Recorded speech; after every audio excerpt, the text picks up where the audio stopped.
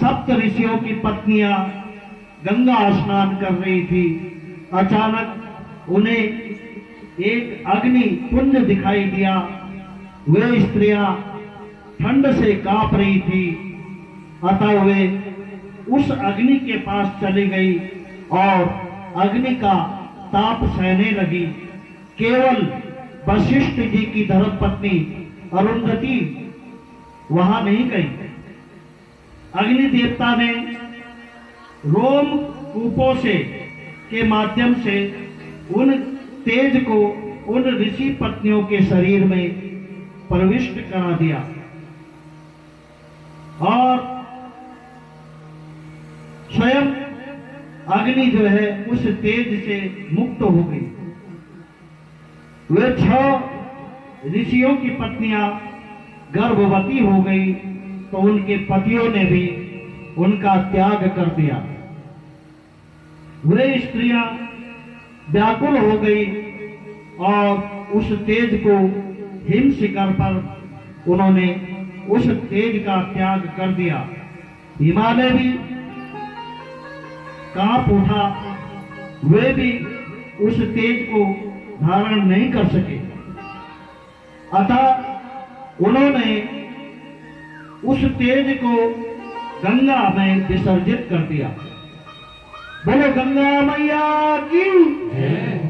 गंगा मैया भी उस तेज को सहन नहीं कर सकी और उन्होंने उस तेज को सरकंडों के समूह में स्थापित कर दिया। वहां पर एक तेज सुंदर बालक के रूप में वो तेज जो है परिवर्तित हो गया। मार्गशीर्ष अगहन मास के शुक्ल पक्ष की षष्ठी तिथि को शिव पुत्र का प्रादुर्भाव हुआ। बोलो कार्तिकेय भगवान की, बोलो शंकर भगवान की, बोलो पार्वती मैया की। ओम नमः पार्वती पते हर हर महादेव। इस प्रकार कार्तिकेय भगवान का प्रादुर्भाव हो गया, उनका जन्म हो गया। एक कथा मैं आप लोगों को सुनाता हूं। एक ब्राह्मण था, उस ब्राह्मण ने उसे कहीं एक 5 वर्ष का बालक अकेला बैठा मिला। उस बालक को उसने पूछा कि बेटा तुम यहाँ पर अकेले क्यों बैठे हो? उस बालक ने कहा कि मैं अनाथ हूं, मेरे माँ बाप नहीं है, इसलिए मैं बैठा हुआ हूं कि कोई खाने को कुछ दे दे तो मैं खा लूंगा, वरना ऐसे भूखा पड़ा रहूंगा। ब्राह्मण को दया आ गई। ब्राह्मण ने उस बालक को कहा कि बेटा चल तो मेरे घर में चल, और ब्राह्मण ने उस बालक का पालन पोषण करना शुरू कर दिया और वो ब्राह्मण के घर में ब्राह्मण की सेवा करने लगा। जब वो बालक, ब्राह्मण ने उस बालक की शादी करी, उसे अपने पुत्र के समान जो अपने घर में रखा, लेकिन 40 वर्ष की उम्र में वो बालक मृत्यु को प्राप्त हो गया। ब्राह्मण ने उसका दाह संस्कार किया। दाह संस्कार करने के बाद जब ठीक 40 दिन हो गए, ब्राह्मण अपने आंगन में पेड़ के नीचे लेटा हुआ था। उसी समय वो जो उसका सेवक था वो वहां पर उपस्थित हो गया। उस ब्राह्मण ने कहा कि अरे तेरी तो मृत्यु हो गई थी, मैंने तेरा दाह संस्कार भी कर दिया था, फिर तो मेरे सामने प्रकट कैसे हो गया? उसने कहा गुरुजी मैं यमदूत बन गया हूं और आपके गांव में मुझे किसी के प्राण शरीर से निकालकर यमलोक में ले जाना है, इसलिए मैं यहाँ उसके प्राण लेने आया हूँ।